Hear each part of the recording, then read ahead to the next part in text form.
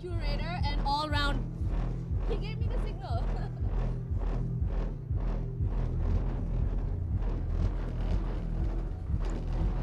So we get to begin with festival curator and all-round boss man, Nikhil Chinapa. Nikhil! Yay! We're on! We're at Twitter's Blue Room! What's Yay! up? So it's day one. How are you feeling right now? Well, actually, surprisingly relaxed, because I've been doing festivals now for about 11 years. Yeah. And we've never been this ready on day one. Everything's been set up. In fact, for the past couple of hours, we've just been kind of getting bored, looking at each other's faces, wondering when the bar's going to open. The music started up. People are coming in. The festival looks great, and I'm really, really happy with the way it's turned out. So it's 2018, and Pune is, of course, always such a good host. What are you most looking forward to at this year's festival? Well, all the artists, of course, are fantastic. I like the sense of community that the festival kind of fosters, bringing people from, especially Pune and Mumbai, together, and people from all across India and across the world that come down to the festival. So there's no really one particular highlight that I'm looking forward to, but I am curious to see how people are going to respond to our brass ensemble this year. Hypnotic brass ensemble are here this year. I'm looking forward to that. So I'm actually curious to see how that's going to fit into the entire festival format. And of course, I was making this other joke the other day about Marshmallow fans and Incubus fans hanging out at the bar and what they'd say to each other. I was like, I wonder if that's going to happen. With the marshmallow heads happening. Marshmallow fans, Incubus fans looking at each other going, what are you doing here? Now let's rewind back a bit. What's your fondest festival memory? That's a difficult one. That is, the festival that I used to do in Goa, there was a year that there were the attacks in Mumbai. Oh yeah. And everything in India got shut down because it happened at the end of the year, Yeah. and the festival happens at the end of the year as well. And almost everything else in Goa was shut down. Nothing else was allowed to happen. But we still got permission to go ahead with the festival. On the second day of the festival, we got shut down, supposedly for noise pollution, because I think there were a few jealous people that were upset that we were running and nothing else was running. Yeah. And when the festival shut down for noise pollution, the amazing thing that happened is that nobody left the festival, because there'd been so much in the news about the festival back then that people kind of just sat down and they said, okay, we understand, we'll wait and see what happens. And we were off air, there was no music for about 45 minutes. Oh, damn. Music came back on after 45 minutes. John 00 Fleming was on stage, and when he put the first track on, you could see people running from all across the festival towards stage.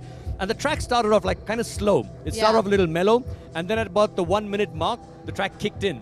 When it kicked in, the roar that went up from the crowd was unbelievable. It still makes my hair stand on end thinking about it. And you were just standing there and watching all the magic happen. Oh man, it was just beautiful. When the festival came back to life and to hear the crowd respond the way they did, and John 00 Fleming playing on stage, probably my favorite festival memory ever.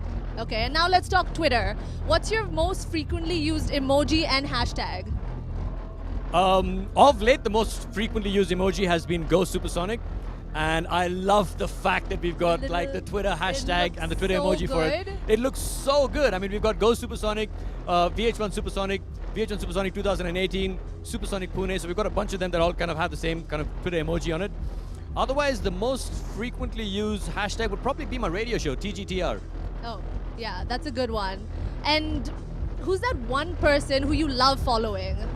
On Twitter? Yeah, on Twitter. I think it's Mrs. Stephen Fry. Really? Why? Yeah.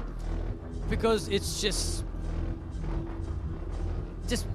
bizarrely funny. The humor is really dry. There's also a really nice art handle, which I was told recently is a bot.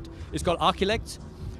And Art Collect, guys. Archilect is just so good. The images and the kind of GIFs and the videos that they put up are just fantastic. They're going to be thanking you for a whole load of followers right now. Now, I really want to ask the festival curator, what's that one thing you have on your person at all times, all days of the festival? All times, all days is what I've got in my ear right now. It's a hearing protector. Okay. There's a lot of really loud music at the festival, and in order to continue to listen to great music when I'm 80 years old, if I last that long, I need to hang on to my hearing, so I always use hearing protectors when I'm at a music festival, any music festival, including Supersonic. Now, we all know you're becoming a dad soon, so when your kid is of the right age, what's that first artist you're going to make him or her listen to? I think he or she will probably figure it out for themselves. I don't think I'm going to be introducing any particular artist to them. It would be nice if they listen to some of the greats, because it's nice to know where you've come from in order to understand where you'd want to go, whether as a musician or as somebody who appreciates music. It's nice to know the roots of music. Yeah. Okay, now, I heard a rumor. Is it true that when you were in college, you used to ride around shirtless on a kinetic Honda? A purple kinetic Honda? Was blue. A blue kinetic Honda. Blue kinetic. And yes, we may have done a few shirtless rides. Never naked though. Never naked. Not entirely. Partial nudity was allowed. Okay. And I also heard that in college you had these heavy metal patches sewn onto your jacket.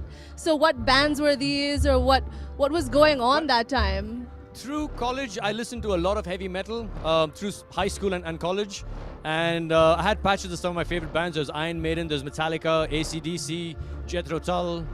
So there were quite a few. Okay. And somewhere around the time that Nirvana popped up, I didn't really vibe with the grunge scene too much. So, some of the last few heavy metal albums I heard was Skid Row's album, Iron Maiden's Seventh Son of a Seventh Son.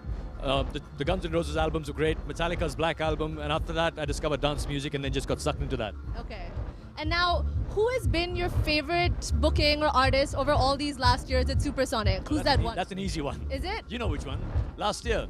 Eric Prydz. Oh, man. I've been chasing Eric Prydz for 10 years. And you told me how difficult it was to bring him down. 10 years I've been chasing the guy. We finally managed to yeah. bring him down last year. I mean, And what a performance it was. I really do feel, or I did feel last year, that once Prydz came down and he played in India to our fans over here in India on our dance floor, my work is done. You think he'll be back? I know he's going to be back. Oh, that's awesome.